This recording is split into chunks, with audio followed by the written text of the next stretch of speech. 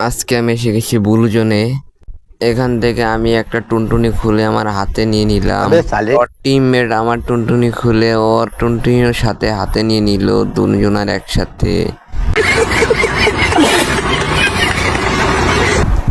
এরপর আমার সামনে পড়ে যায় আমার খালাতো বোনের শাশুড়ির তার মেয়ের হাউরি ভাইয়ের ছেলের মা পড়ে যায় আমার সামনে। মার ছেড়ে পড়ে যায়। আর এরপর দেখো ওকে আমি কিভাবে মারি।